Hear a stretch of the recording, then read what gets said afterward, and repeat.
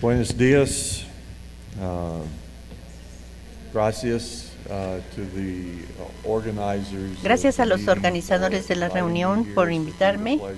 Ha sido un placer el estar nuevamente en la Ciudad de México. Ya muchas veces me encanta esta sede.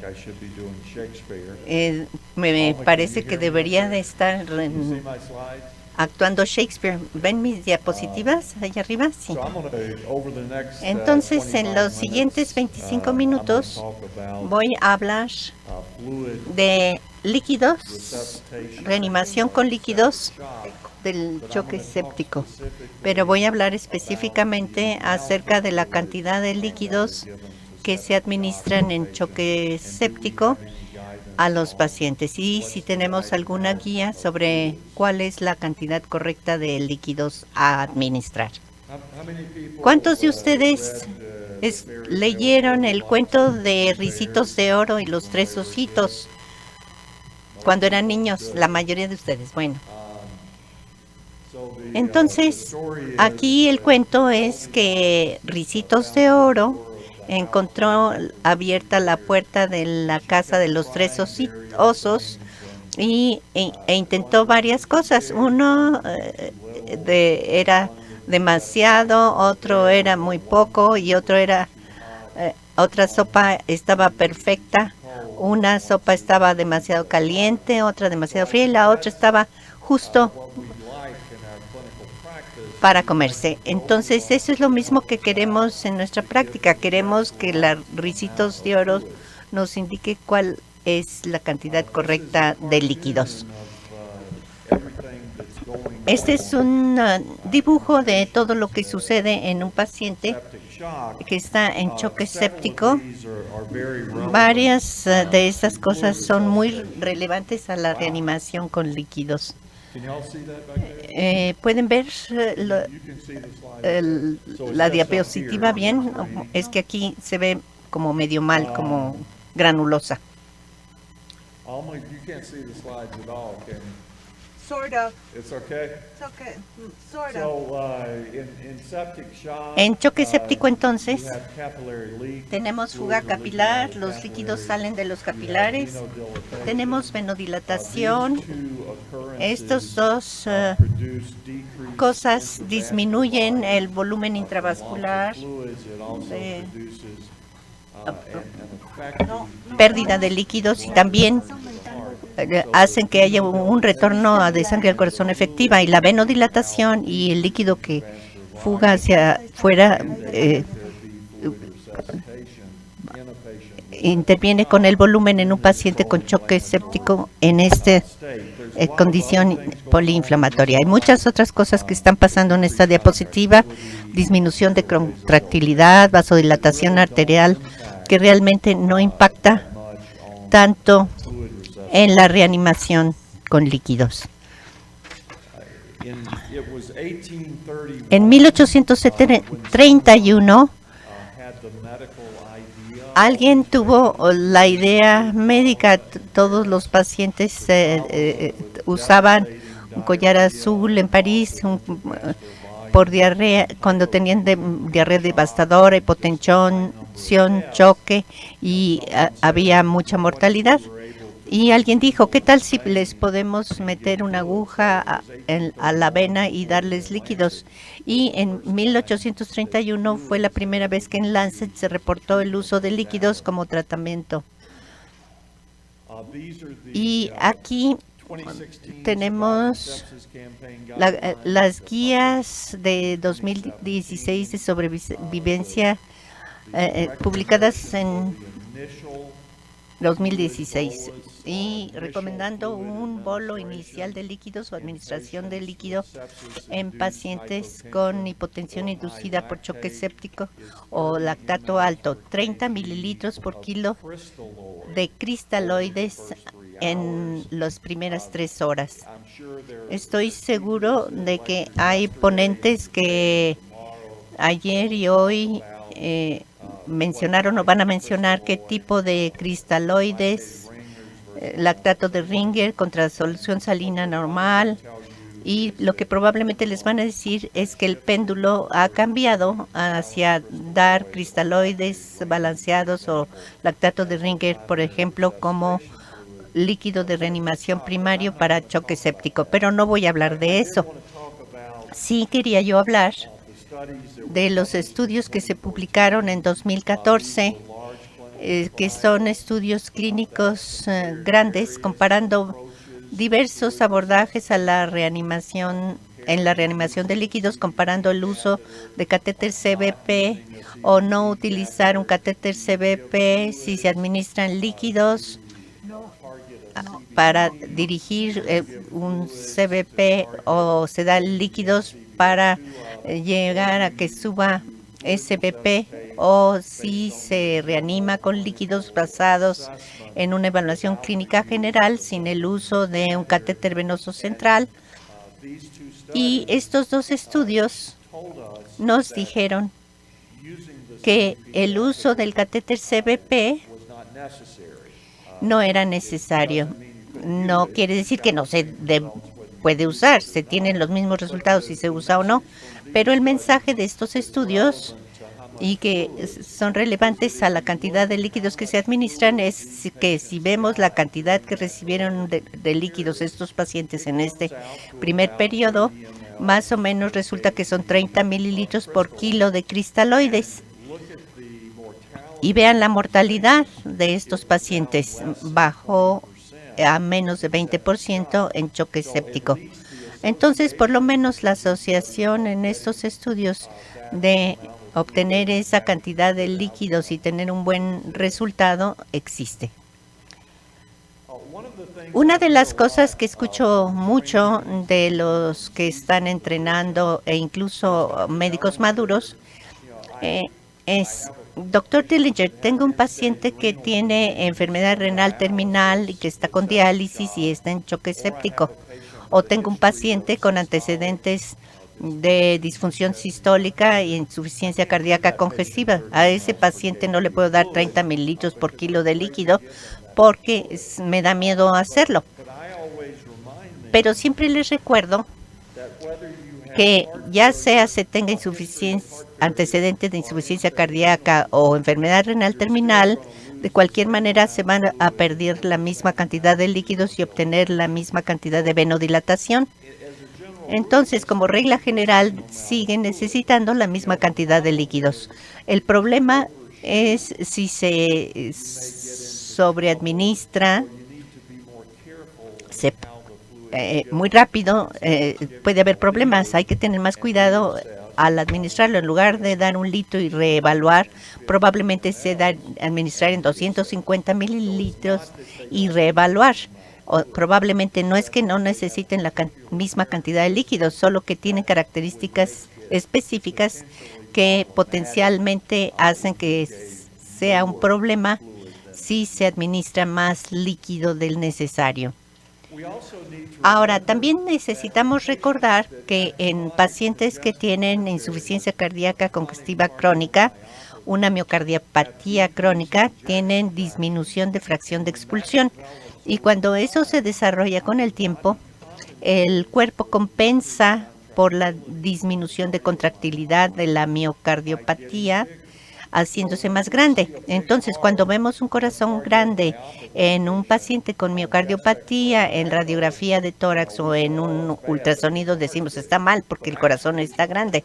Pero, de hecho, el corazón se hace grande por un propósito, ya que si se estira las fibrillas miocárdicas al final del llenado cardíaco, aumenta la fuerza contráctil con la misma cantidad de contractilidad cardíaca basal. Entonces, si el miocardio está en malas condiciones y se hace lento a lo largo de los años, como con frecuencia sucede, estirar ese miocardio es bueno. Entonces, si se entra en choque séptico y se pierden líquidos de la vasculatura y hay venodilatación, el corazón se va a hacer más pequeño y eso no es bueno. Entonces, otra razón para restablecer el volumen intravascular y volver a permitir el estiramiento de ese ventrículo izquierdo. Y podrán decir, doctor Dillinger, cuando estiro el ventrículo para ayudar la contracción del corazón, voy a elevar la presión en el ventrículo izquierdo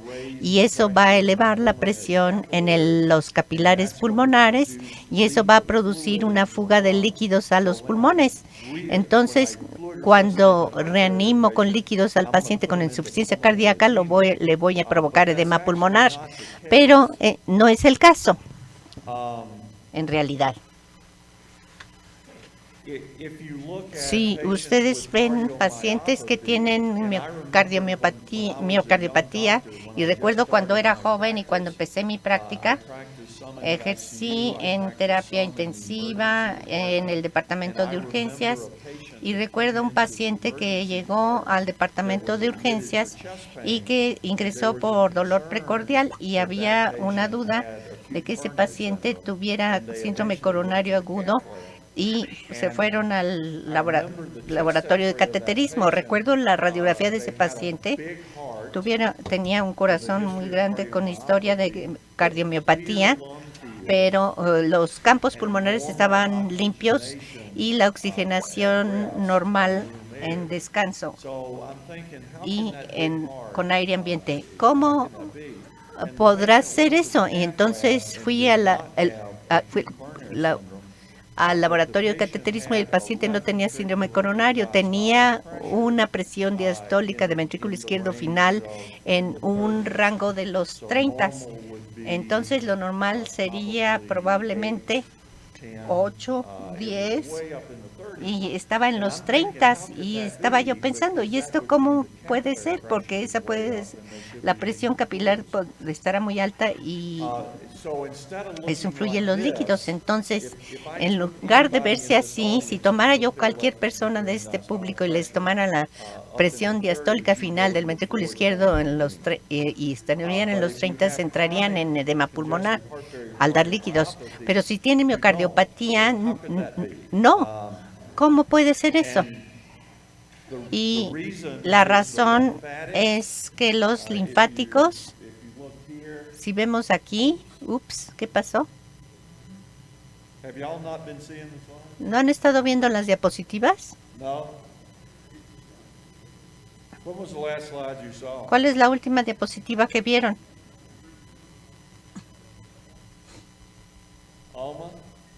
Alma.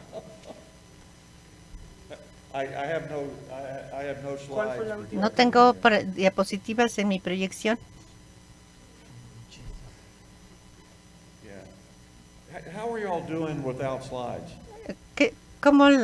¿Qué tal si no ponemos las diapositivas? ¿No importa?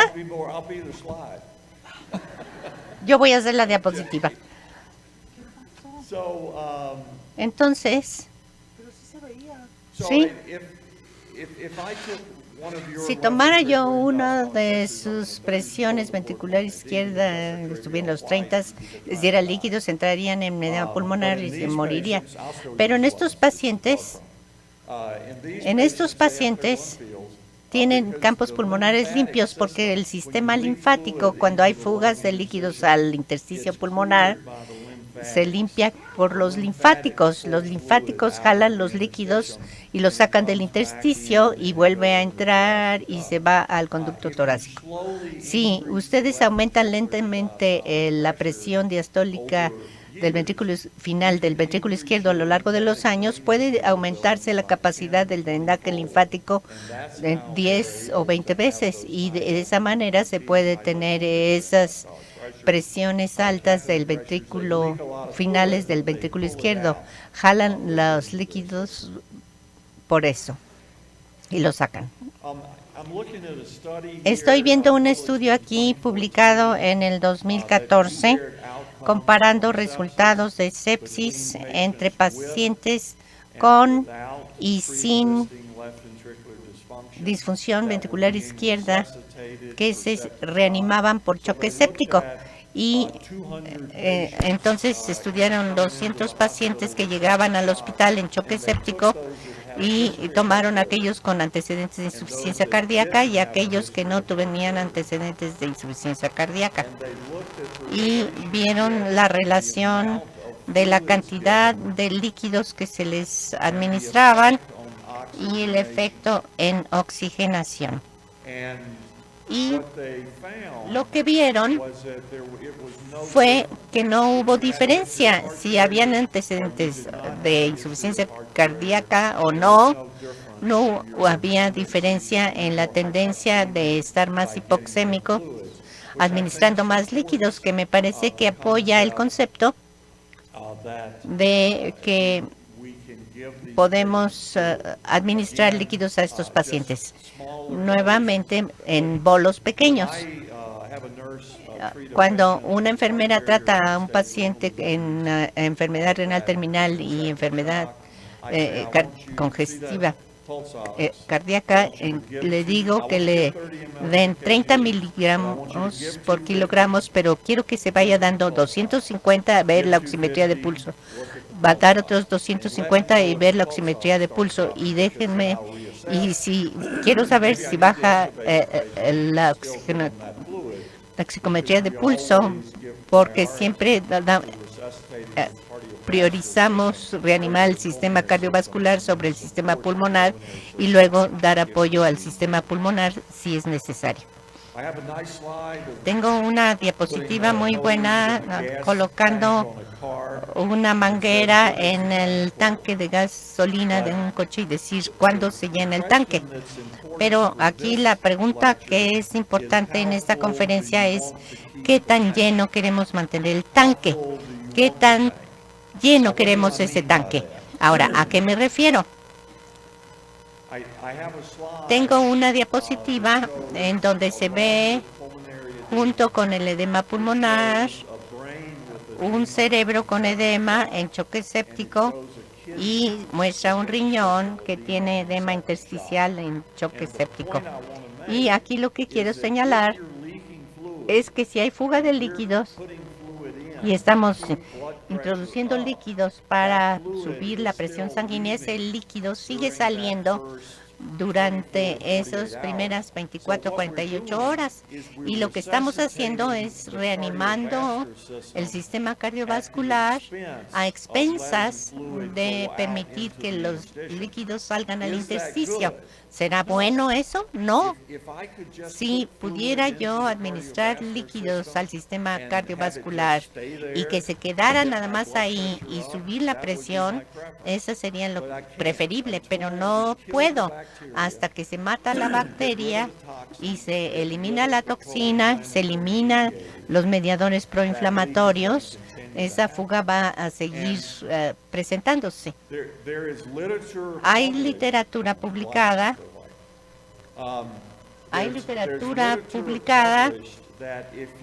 Diciendo que si vemos 1,000 pacientes en choque séptico o 2,000 pacientes en choque séptico y decimos qué tanto líquido recibió cada paciente en las primeras 24 horas, en los primeros 2 días, en los primeros 3 días, lo que se encuentra es que mientras más alta la relación de entrada de líquidos y salida de líquidos, mientras más sube la entrada en relación a la salida, la posibilidad de morir de choque séptico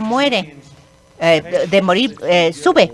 Entonces, a los pacientes a los que se les da mucho líquido, mucho más que gasto urinario, les va peor. Ahora, ¿por qué les va peor? Pues les va peor porque estamos matándolos con los líquidos o porque simplemente están más deteriorados, tienen más venodilatación, más fuga, más respuesta proinflamatoria, más disfunción orgánica. No sabemos cuál es la respuesta de esa pregunta, pero es un tema candente. El tema candente hoy es si estamos dando demasiados líquidos. Tal vez no, tal vez no estamos dando suficientes. Pero yo creo que esto agregado a la ciencia, que es muy importante porque estamos prestando atención a lo que es la cantidad correcta de líquidos a administrar. Inicialmente, si tienen un paciente en choque séptico, se está en terapia intensiva, se tiene esa sensación de que se tiene en medicina crítica un paciente con choque séptico. Piensan que ustedes pueden dar una diferencia, están en la cabecera del enfermo, titulan los vasopresores, les dan líquidos, deciden intubar y están dando líquidos y vasopresores, antibióticos, y luego al final del segundo día dicen, este paciente puede vivir. Y el día 3, el primer día, meten 12 litros de líquido y sacan 1,5 litro. El segundo día le dan 8 litros y salen 750. Y luego el tercer día de repente llegan y se ve que el gasto es mayor que la entrada. El paciente está con diuresis y la razón por la que tienen diuresis es por que la respuesta proinflamatoria está muriendo y los capilares están sanando. Y por las fuerzas de Starling se jalan líquidos hacia adentro nuevamente del intersticio y el volumen intravascular sube, los riñones están con diuresis y siempre es eso una buena señal.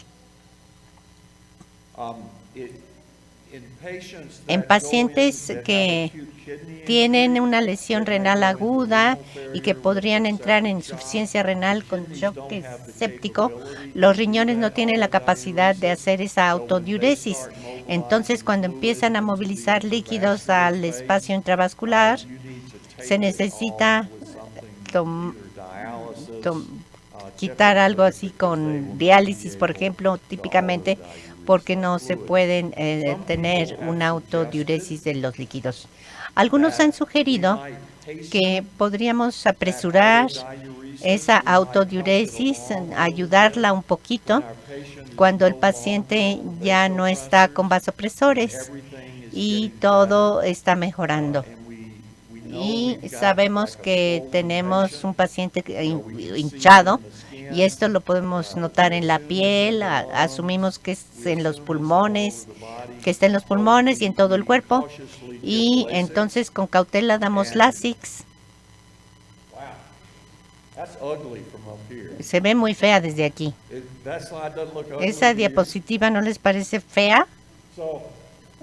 Entonces aquí muestra que con CVSD se pueden jalar los líquidos hacia arriba.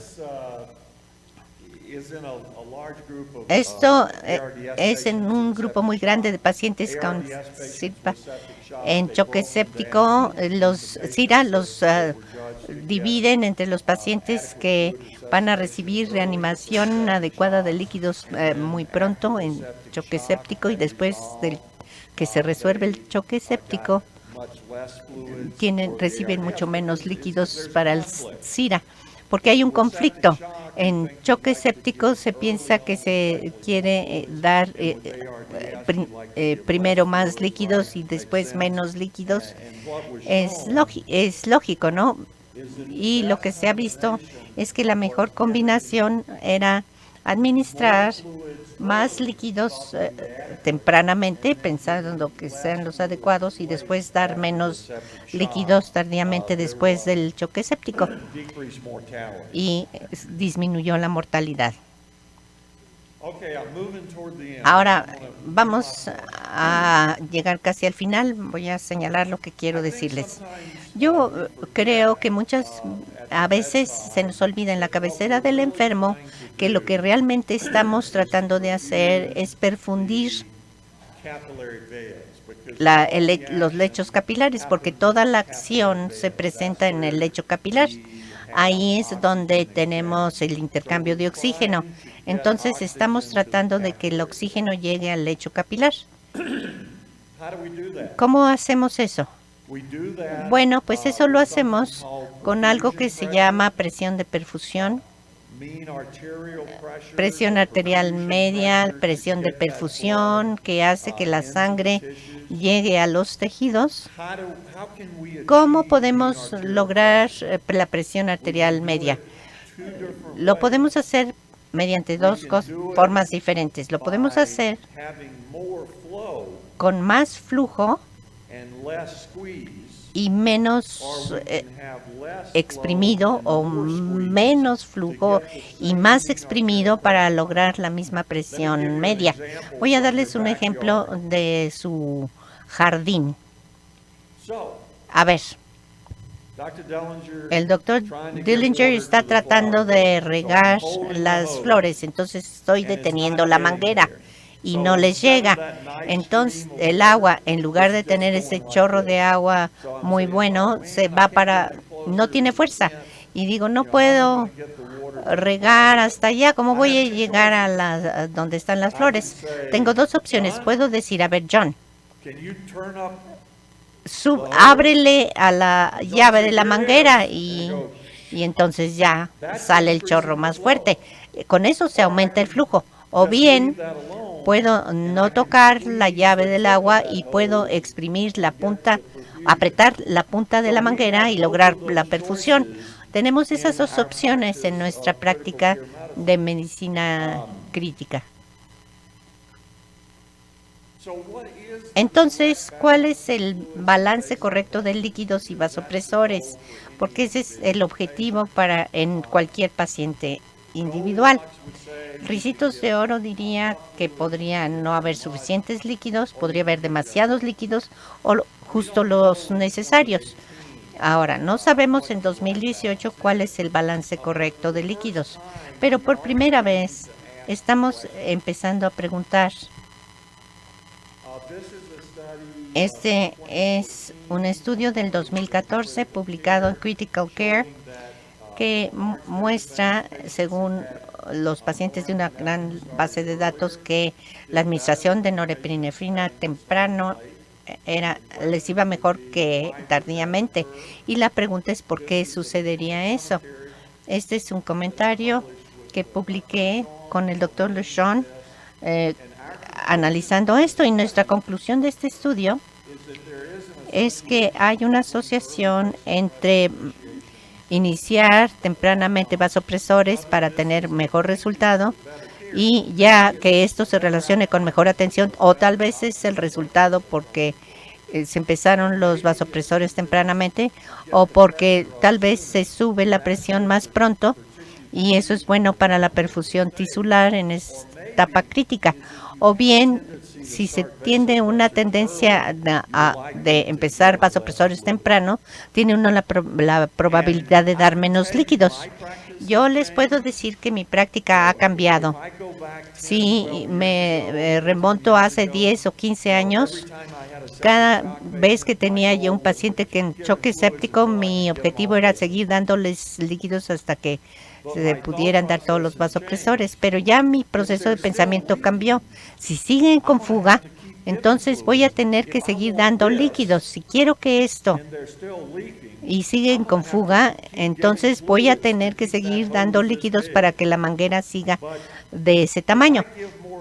Pero si doy más vasopresores y acepto esta cantidad de flujo, mantengo el reemplazo de esto y obtengo mi presión arterial media. Si a un paciente le doy 10 a 20 microgramos por minuto de norepinefrina, digo, no hay que apresurarnos, vamos a matar las bacterias, vamos a eliminar las toxinas, vamos a bajar la respuesta proinflamatoria y después dejamos de dar esos vasopresores en lugar de dar todos esos líquidos. A lo mejor hace 15 años estaba bien y hoy estoy mal, o al revés, pero hay estudios que se van a hacer para poder ver ese principio y será muy emocionante ver el resultado. Muchas gracias.